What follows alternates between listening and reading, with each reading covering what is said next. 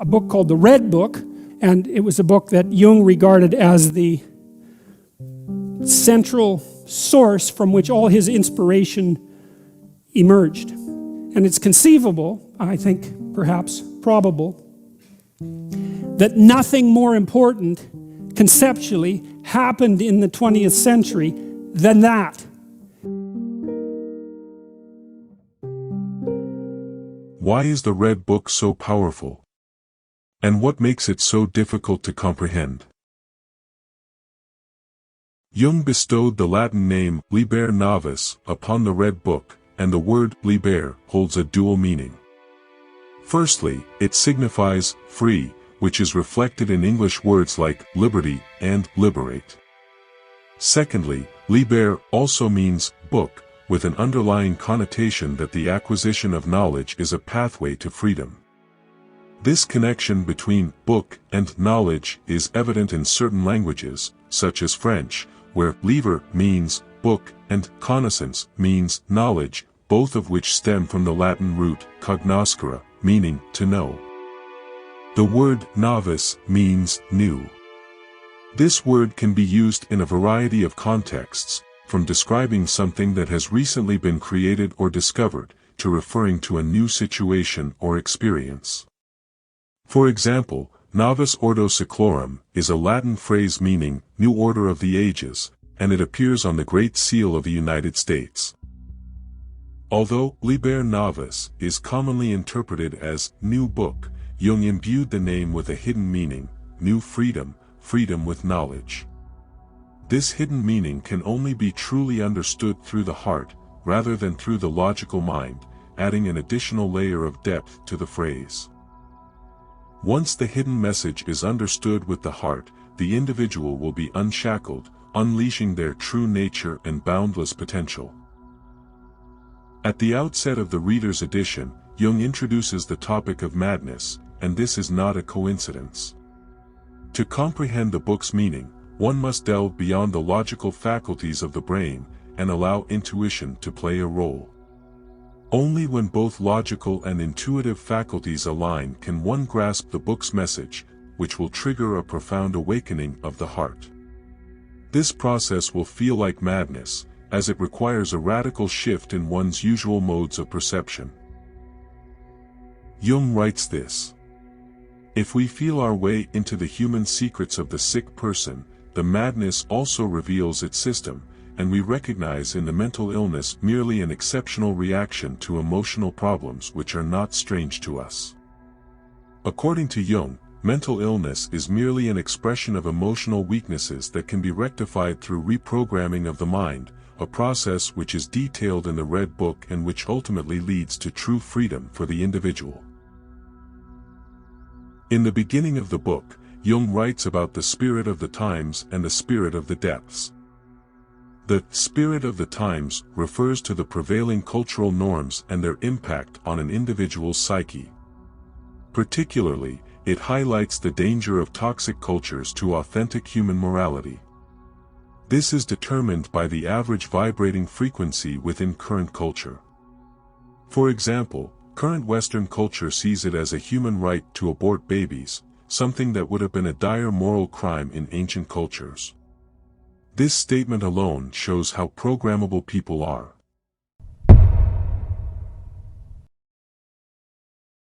Jung's views on science take center stage in the Red Book, where he boldly labels it as poison. In order to gain a deeper understanding of this controversial assertion, let's examine a brief but powerful excerpt from the book. I see an enormous man approach. His almond-shaped eyes look at me astonished. Horror takes hold of me. This is Isjaber, the mighty, the bull man. He stands and looks at me. His face speaks of consuming inner fear, and his hands and knees tremble. Isjaber, the powerful bull trembling. Miserable worm, where did you suckle on this poison? O Isjaber, most powerful one, what you call poison is science. In our country we are nurtured on it from youth, and that may be one reason why we haven't properly flourished and remained so dwarfish. When I see you, however, it seems to me as if we are all somewhat poisoned. No stronger being has ever cut me down, No monster has ever resisted my strength. But your poison, worm, which you have placed in my way has lamed me to the marrow. O Isyaber, great and pitiable one, had I known that my knowledge could cut you down, I would have held my tongue, but I wanted to speak the truth. You call poison truth. Is poison truth? Or is truth poison? Do not our astrologers and priests also speak the truth? And yet theirs does not act like poison. My words, O most powerful one, are poor and have no magical power. No matter. Speak. I don't doubt that your priests speak the truth. It's certainly a truth, only it runs contrary to our truth. Are there then two sorts of truth? It seems to me to be so. Our truth is that which comes to us from the knowledge of outer things. The truth of your priests is that which comes to you from inner things. But this is the least of it. We can also fly with the help of useful machines. Who then taught you such arts? In the course of the centuries, men have made many discoveries, through precise observation and the science of outer things. But this science is the awful magic that has lamed me. How can it be that you are still alive even though you drink from this poison every day? We've grown accustomed to this over time, because men get used to everything. But we're still somewhat lamed. On the other hand, this science also has great advantages, as you've seen. What we've lost in terms of force, we've rediscovered many times through mastering the force of nature. Is it not pathetic to be so wounded? For my part, I draw my own force from the force of nature. Now you perhaps see that we had no choice. We had to swallow the poison of science. Otherwise we would have met the same fate as you have. We'd be completely lamed if we encountered it unsuspecting and unprepared. This poison is so insurmountably strong that everyone, even the strongest, and even the eternal gods, perish because of it. If our life is dear to us, we prefer to sacrifice a piece of our life force, rather than abandon ourselves to certain death. Have you no gods anymore? No, words are all we have. We do not see the gods either, and yet we believe that they exist. We recognize their workings in natural events. Science has taken from us the capacity of belief. All visions in the book hold a concealed meaning. This vision reflects how Jung is dominated by his logical left brain. Isdabar acts as a deep projection from Jung's intuitive right brain. The dialogue within the vision serves as a metaphorical representation of the conflict between his rational and intuitive faculties, highlighting his journey towards restoring a balanced perspective and ability to perceive truth. The recent pandemic provided a macro-level illustration of the societal impact of left brain imbalance, as evidenced by the widespread adoption of scientific recommendations without sufficient consideration for other factors, leading to people accepting a shutdown on their lives, in blind adherence to scientific guidance. In chapter, The Gift of Magic, we gain insight into Jung's journey towards mastering the elusive feeling of solace, a task that proved to be one of his harder alchemical challenges. As Jung delves into the depths of his psyche, he is offered a symbolic staff of darkness, by his own soul. Taking this symbolic staff will reprogram his mind, and liberate him from the burden of self-pity. Let's examine a segment from that dialogue.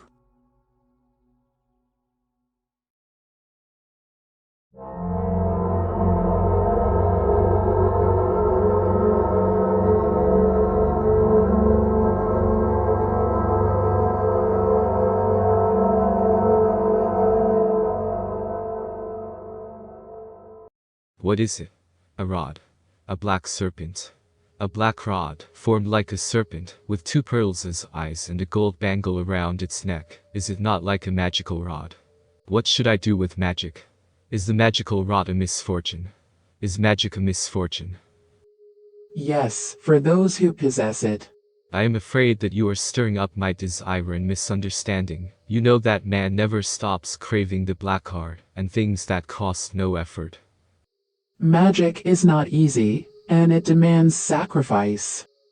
What sacrifice is that? You must sacrifice solace for the sake of the black rod, the solace you give and the solace you receive. Are you saying that I should not be allowed to receive the solace of those I love, and should give no solace to those I love? This means the loss of a piece of humanity, and what one calls severity toward oneself and others takes its place. It demands the sacrifice. Do you want it or not? It is hard to sacrifice to the dark, to the blind darkness, and what a sacrifice. Nature. Does nature offer solace? Does it accept solace? How gloomily and full of foreboding you speak. Are you sheathing me in the armor of icy severity? Are you clasping my heart with bronze carapace? I am happy with the warmth of life. Should I miss it, for the sake of magic? What is magic? You do not know magic. So do not judge. What are you bristling at? Be patient, my science has not yet been overcome. Are you afraid? Don't you want to risk life? Isn't it life that presents you with this problem? All this leaves me so dazed and confused. Won't you give me an enlightening word? Oh, so it's solace you long for? Do you want the rod or don't you? You tear my heart to pieces. I want to submit to life. But how difficult this is. I want the black rod because it is the first thing the darkness grants me. I don't know what this rod means, nor what it gives, I only feel what it takes. I want to kneel down and receive this messenger of darkness.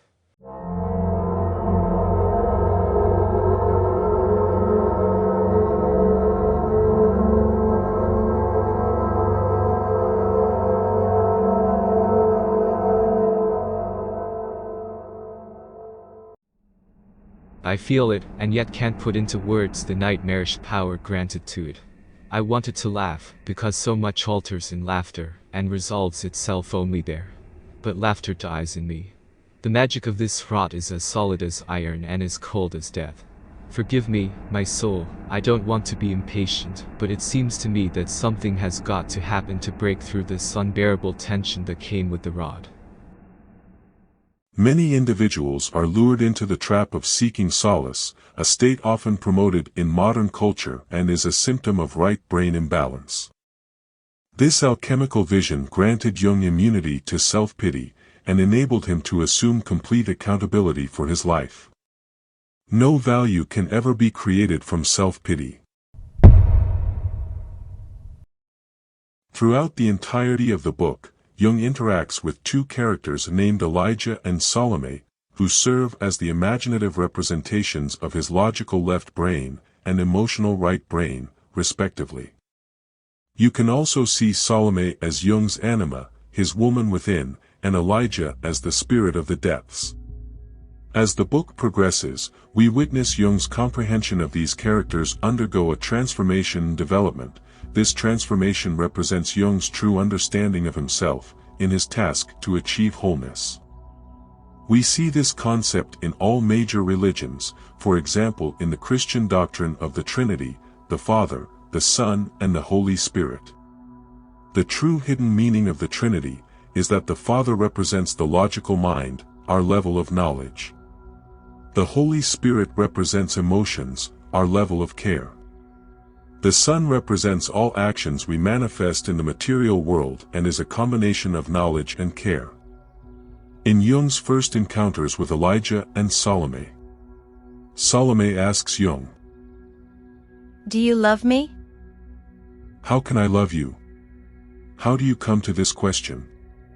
I see only one thing, you are Salome, a tiger, your hands are stained with the blood of the Holy One.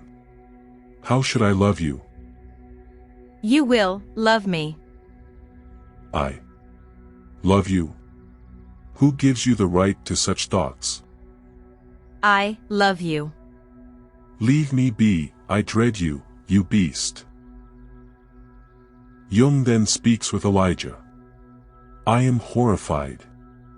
Who wouldn't be horrified if Salome loved him? "Are you cowardly? Consider this, I and my daughter have been one since eternity." You pose dreadful riddles. How could it be that this unholy woman and you, the prophet of your God, could be one? As Salome embodies Jung's anima, representing all his emotions, as well as his faulty emotional reactions. Only by mastering these fears can Jung truly love Salome. However, in the beginning of the book, Jung has yet to reach this understanding. When Jung then speaks with Elijah, his logic and intellect, Elijah tells Jung that he does not understand his faulty emotional reactions. That the feminine and masculine have been one since the start of this universe by cosmic law. In the chapter The Magician, after Jung has taken the staff of darkness, granting him immunity to solace, Jung encounters Elijah and Salome again. I want to be your maid and serve you. I will sing and dance before you, fend off people for you, comfort you when you are sad, laugh with you when you are happy. I will carry all your thoughts in my heart. I will kiss the words that you speak to me. I lack the strength to hoist another fate onto my shoulders. I have enough to carry. What if I help you bear this load? How can you? You'd have to carry me, an untamed burden. Shouldn't I have to carry it myself?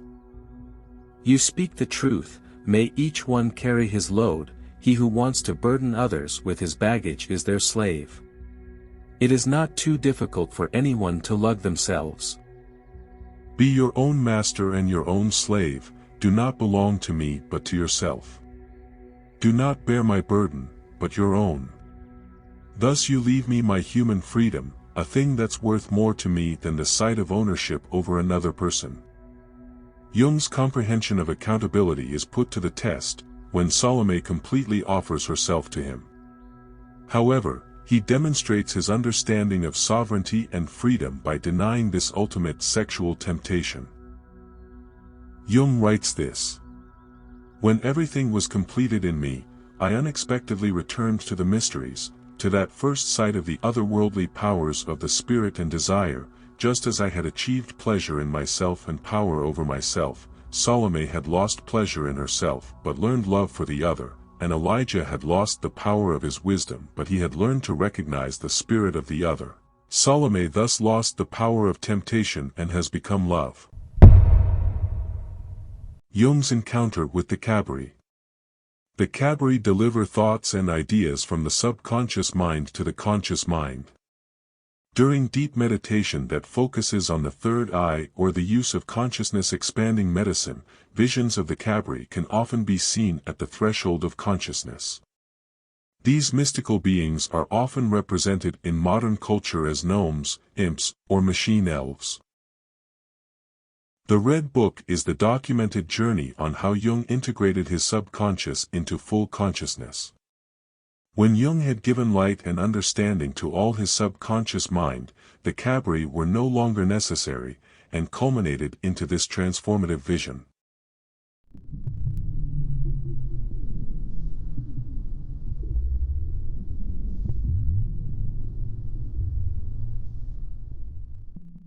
We forged a flashing sword for you, with which you can cut the knot that entangles you. We also place before you the devilish, skillfully town knot that locks and seals you. Strike, only sharpness will cut through it. Let me see it, the great knot, all wound drowned. Truly a masterpiece of inscrutable nature, a wily natural tangle of roots grown through one another. Only Mother Nature, the blind weaver, could work such a tangle. A great snarled ball and 1,000 small knots, all artfully tied, intertwined, truly, a human brain. Am I seeing straight? What did you do? You set my brain before me. Did you give me a sword so that its flashing sharpness slices through my brain? What were you thinking of? It befits you as the master of the lower nature. Man is entangled in his brain, and the sword is also given to him to cut through the entanglement. What will happen if I strike? Then you will no longer be your brain, but will exist beyond your madness. Do you not see, your madness is your brain, the terrible entanglement and intertwining in the connection of the roots, in the nets of canals, the confusion of fibers, being engrossed in the brain makes you wild. Strike. He who finds the way, rises up over his brain. You are a Tom Thumb in the brain, beyond the brain you gain the form of a giant. We are surely sons of the devil, but did you not forge us out of the hot and dark? So we have something of its nature and of yours. The devil says that everything that exists is also worthy, since it perishes. As sons of the devil we want destruction. But as your creatures we want our own destruction, we want to rise up in you through death. We are roots that suck up from all sides. Now you have everything that you need, therefore chop us up, tear us out. Will I miss you as servants? As a master I need slaves. The master serves himself. You ambiguous sons of the devil, these words are your undoing. May my sword strike you, this blow shall be valid forever. I set foot on new land. Nothing brought up should flow back. No one shall tear down what I have built. My tower is of iron and has no seams. The devil is forged into the foundations, the Kabiri built it, and the master builders were sacrificed with the sword on the battlements of the tower, just as a tower surmounts the summit of a mountain on which it stands, so I stand above my brain, from which I grew. I have become hard and cannot be undone again, no more do I flow back, I am the master of my own self. Admire my mastery, I am strong and beautiful and rich. The vast lands and the blue sky have laid themselves before me and bowed to my mastery. I wait upon no one, and no one waits upon me. I serve myself and I myself serve. Therefore I have what I need.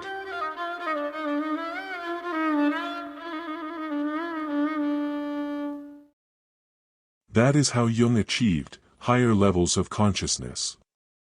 While the book contains much more information, the parts selected for this video are to provide a clearer understanding of the alchemical process, which is particularly crucial in present time, where ego consciousness, the lowest level of consciousness, is spreading like a mind virus.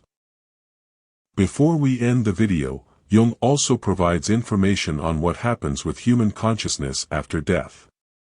This is a text from Jung's Black Book number 5. Yes, Jung's material goes much deeper than just the Red Book, and there is in total 7 black books. To him for whom solitude is heaven, he goes to heaven, to him for whom it is hell, he goes to hell.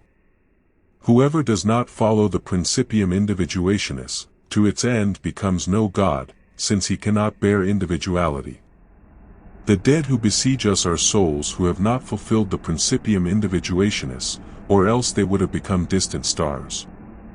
Insofar as we do not fulfill it, the dead have a claim on us and besiege us and we cannot escape them. This text should be taken with utter seriousness. It was written by an individual who has reached the pinnacle of consciousness, and therefore holds great importance.